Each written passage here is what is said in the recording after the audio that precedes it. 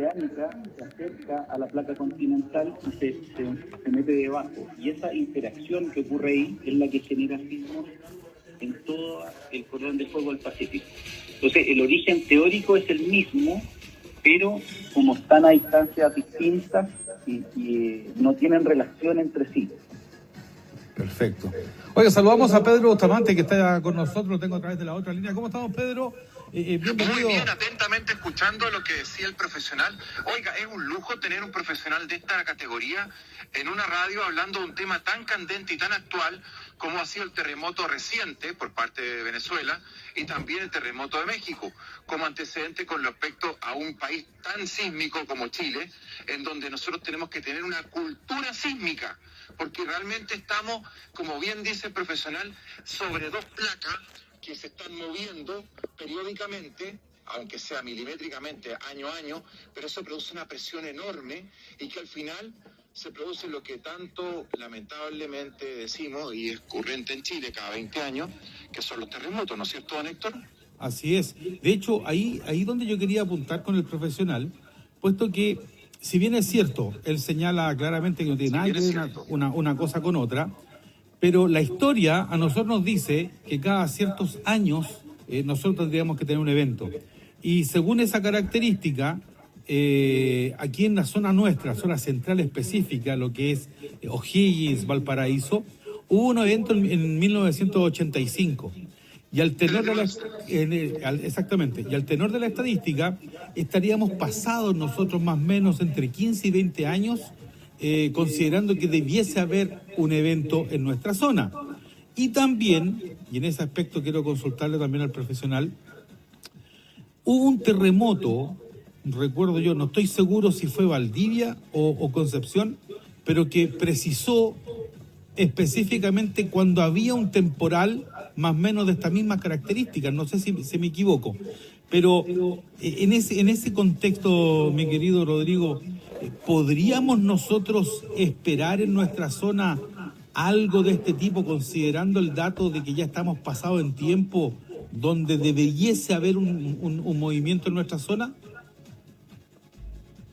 Mira, el tema de predecir los terremotos es un tema, es un temazo que todavía no está resuelto. No se pueden predecir terremotos. Sí se pueden medir ondas a larga distancia y eso te puede anticipar la llegada en unos pocos segundos o minutos incluso, ¿no?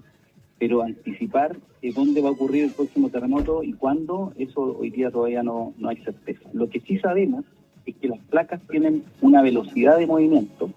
La placa oceánica se está acercando a la placa continental y eso va ocurriendo a una velocidad constante, ¿ya?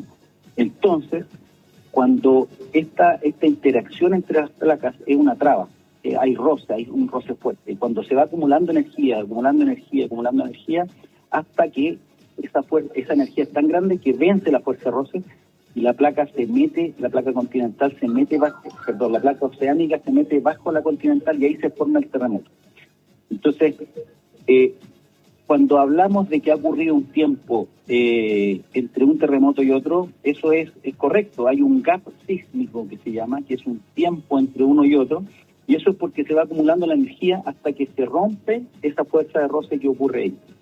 Entonces, hoy día, acabamos de tener, hace 16 años el terremoto del 2010, desde la zona de Pichilemu al sur, el terremoto de Valdivia, que es un poco más al sur todavía, y el terremoto del 85, que fue de Pichilemu hacia el norte. Entonces, en toda esa zona, el 85. Entonces, si bien podemos decir que alrededor de 35 y 50 años pueden pasar entre un terremoto, no sabemos la fecha exacta. Se ha hablado harto también de un terremoto que se espera en la zona norte, que puede involucrar también a las costas de Perú, pero eso no ha ocurrido. Y así lo vienen prediciendo hace años, y eso no ha ocurrido. Entonces, es muy difícil predecir un terremoto, si bien sabemos que se está acumulando la energía, no sabemos cuándo va a ocurrir. Ahora, en ese aspecto, estos enjambres sísmicos que se han producido, sobre todo lo que ocurrió este último fin de semana, donde en el sector de Papudo hacia el norte se produjeron 5 o 6 terremotos en la zona de mar, ¿eso hace que esa energía que se estaría acumulando se vaya liberando o no tiene nada que ver, sino que esto que se acumula va a salir en algún minuto? Sí, mira, la energía del terremoto tiene correlación con la magnitud de los terremotos. Entonces, la magnitud de los terremotos, por ejemplo, la magnitud de Richter, es proporcional a la energía liberada.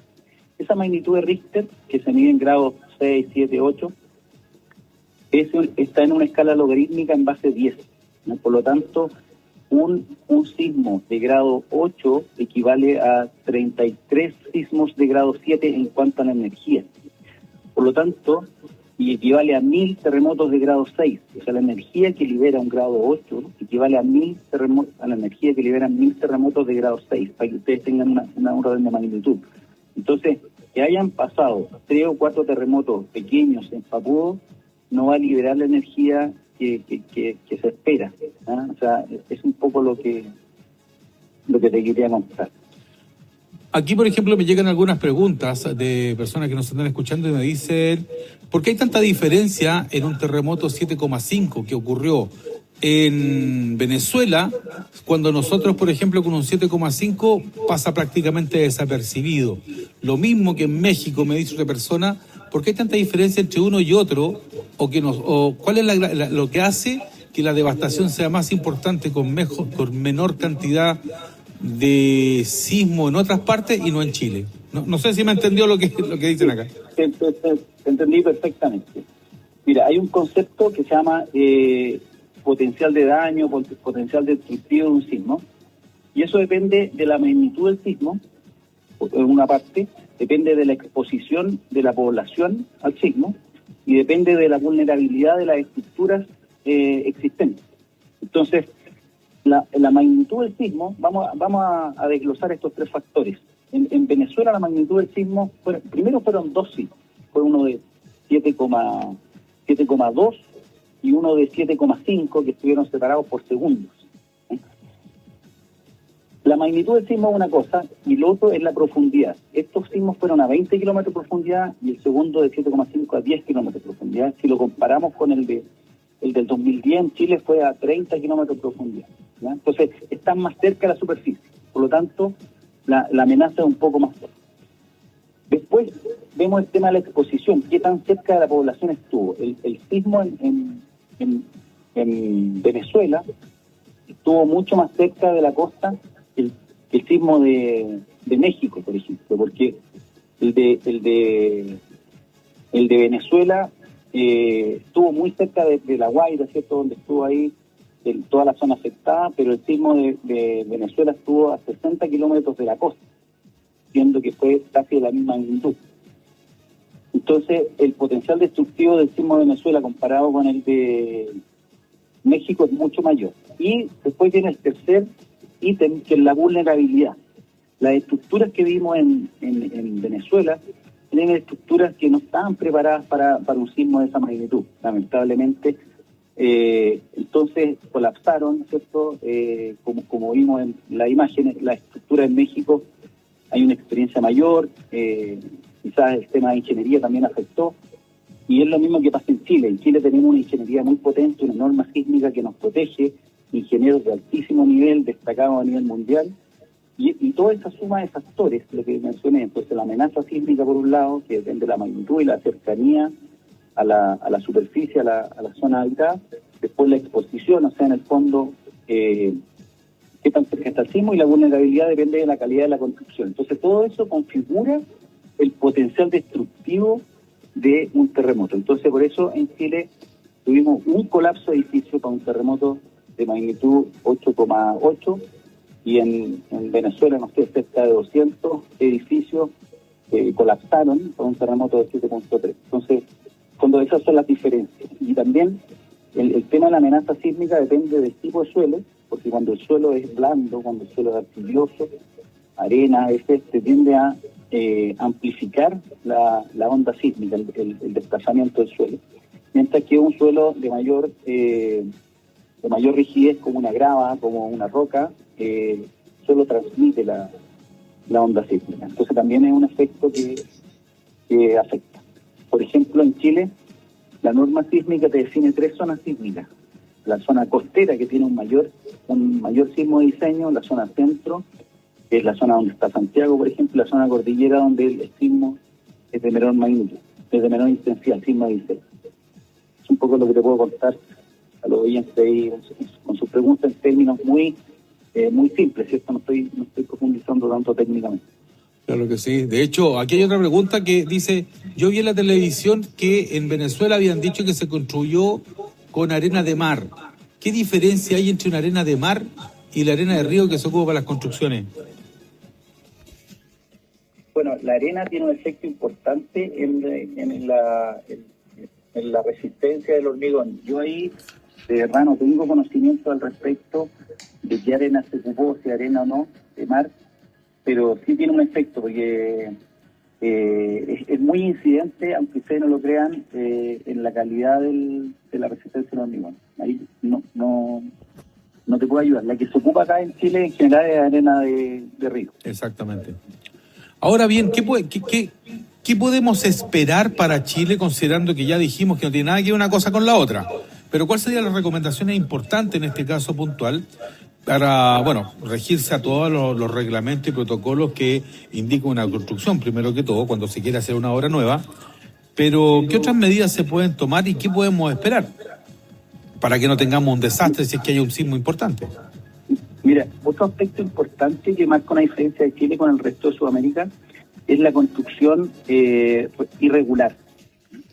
Me ha tocado estar en otros países de Sudamérica y la cantidad de construcción irregular es alta. Tenemos la fortuna aquí en Chile de que el tema del permiso de edificación es bastante exigente acá. Las municipalidades son bien rigurosos en revisar que cualquier construcción tenga ciertos permisos. Entonces, y sobre cierta altura, cualquier obra tiene que tener una firma de un ingeniero, ¿ya? Y eso no pasa en todos los países de Sudamérica. Entonces, eso hoy día da una tranquilidad de que las estructuras importantes están calculando por ingenieros con las capacidades técnicas necesarias. Y es más, en Chile hay algo que no existe tampoco en Sudamérica, es una ley de revisores de cálculo. Pues hay varios proyectos, depende del tamaño, que se tienen que revisar por un segundo ingeniero, y ese segundo ingeniero tiene que tener cierta experiencia, cierta categoría. Entonces, los edificios en general de vivienda sobre 3 pisos son revisados por un segundo ingeniero que se llama revisor independiente de cálculo y que está registrado dentro del Ministerio de Vivienda y Urbanismo. Entonces, el tema de la construcción regular es muy importante para esperar de que nuestras construcciones respondan bien al sismo, y como mencionaba anteriormente, la norma sísmica se está constantemente estudiando y mejorando. Afortunadamente en Chile, si bien el tema de los terremotos no es muy bueno, ¿cierto? Nos gustaría no tenerlo, pero afortunadamente, como bien están seguidos, es como tener un laboratorio natural que va probando nuestras estructuras y vamos corrigiendo ciertos aspectos que la norma no ha abordado de buena manera. Y así como la norma se ha ido mejorando cada 5, cada 10 años, la norma de diseño sísmico, la NSH 433. Entonces, ¿qué tenemos que esperar en Chile? Que sigan los terremotos periódicamente y tenemos que estar tranquilos que en el fondo tenemos una buena ingeniería, buena estructura y es importante también que sepa la población de que la norma chilena busca resguardar principalmente la vida, no busca resguardar, por lo menos en la parte habitacional, el tema de la construcción. O sea, la hipótesis que está detrás del diseño sísmico dice que para sismos menores no pueden haber daños en estructuras, para sismos intermedios sí pueden haber daños menores, y para sismos severos como el del 2010 las estructuras pueden quedar muy dañadas, pero no pueden colapsar. Es un poco el espíritu detrás de la norma, porque si buscáramos que ante cualquier sismo las estructuras no tuvieran daño, serían carísimas. Sería como construir una central nuclear. Entonces, ese es un poco el espíritu de la norma. En otras industrias como la minería se busca continuidad operacional. Tú diseñas una estructura para para un sismo normativo la fábrica siga funcionando, porque hay costos que son mucho más importantes, Entonces ahí hay una inversión mayor en estructura.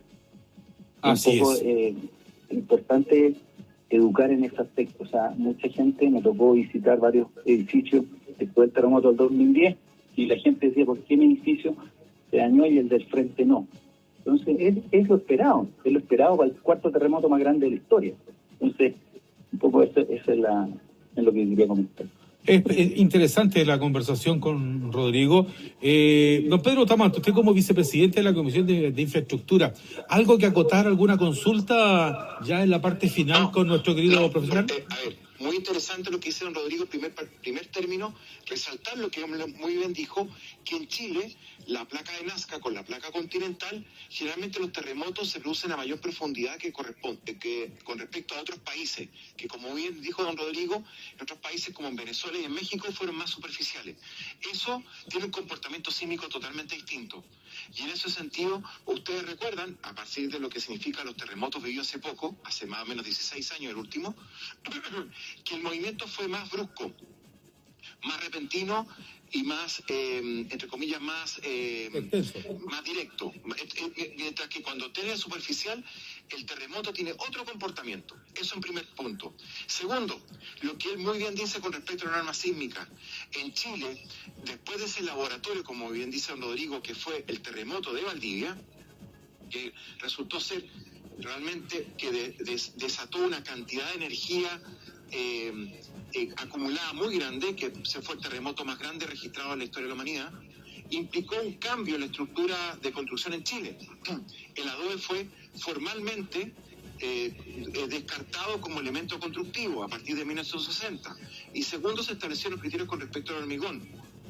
Yo les quiero comentar una anécdota personal, don Héctor, si usted me permite. Por supuesto. Que conocí a un ingeniero, que le mando un saludo, que ya está en el cielo, don Ignacio Achurra Larraín, que era un hermano que es un empresario muy importante aquí en la zona, que le mando saludos, y que fue core anteriormente. Y ese don Ignacio, que es un ingeniero de fuste, que ya falleció, él participó en la construcción de las Torres de Tajamar. Ese edificio emblemático que se encuentra en Santiago, que ya tiene más de 60 años, y él me hablaba de la obra de ingeniería que implicaba ese tipo de construcción. Y usted puede ver que las Torres de Tajamar estéticamente no son muy bonitas, pero él me tallaba que desde el elemento de punto de vista constructivo tiene una cualidad, y yo creo que don Rodrigo me va a entender, que tenía el tema de incorporar la construcción del hormigón que era elástico. Las Torres de Tajamar, me decía don Ignacio, si usted lo observa, siempre se están moviendo. ¿Por qué? Porque el hormigón, como fue construido las Torres de Tajamar, implica que tenga que tener la capacidad de recibir y de, como igual que un árbol, participar de la onda sísmica y no quebrarse, sino que ser como una especie de bambú, en donde, entre comillas, amortigua el golpe desde una visión elástica. Y eso es la enorme construcción que se está estableciendo en Chile y en los países de la primera orbe, en la cual incorpora estructuras más reforzadas desde el punto de vista estructural, perdón la reiteración, de incorporar fierros de más alto diámetro, con remaches que tengan que ser cadenas, que tengan que estar cerradas, que tengan que tener los candados cada cierto tiempo, y eso con la incorporación también de elementos de hormigón de más alto estándar que permitan tener una estructura elástica. Y eso conlleva, don Héctor, a lo que muy bien dice don Rodrigo, que cuando tengamos un terremoto, estas estructuras queden con daños, pero no colapsen. Así es. Don Rodrigo.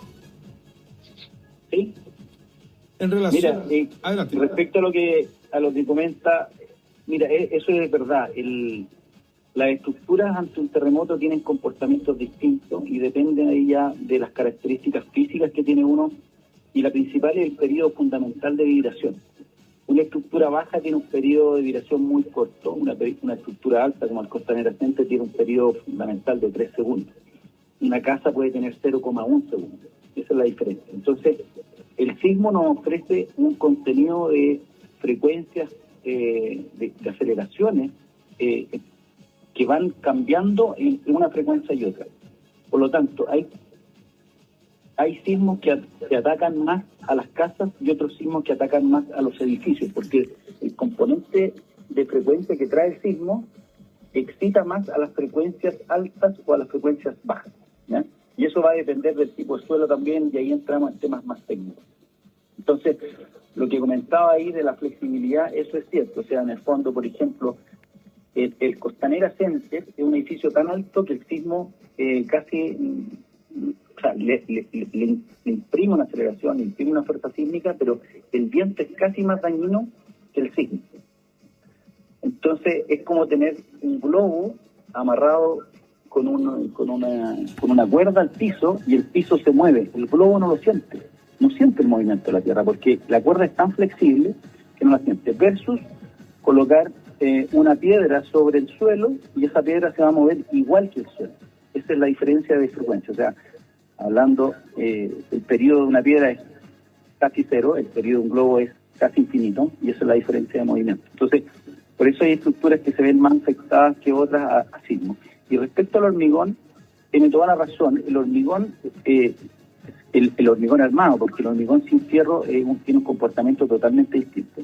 El hormigón, la característica que tiene es que tiene capacidad de formarse sin explotar, sin reventar, siempre que le coloquemos acero y lo confinemos, lo apretemos. El confinamiento es un concepto, porque cuando comprimimos el hormigón verticalmente, el hormigón tiende a explotar lateralmente, horizontalmente. Entonces, por eso hoy día se han incorporado las estructuras, edificios y casas, se han incorporado más estribos de confinamiento, principalmente en los cabezales de muro, que es una de las cosas que hemos aprendido con los terremotos que hemos tenido. Entonces, el hormigón. Y otra cosa que le puede interesar a la gente: ¿por qué el adobe es tan malo, es tan mal material versus el hormigón? Y es porque el sismo, la fuerza sísmica que recibe la estructura es proporcional al peso de la estructura.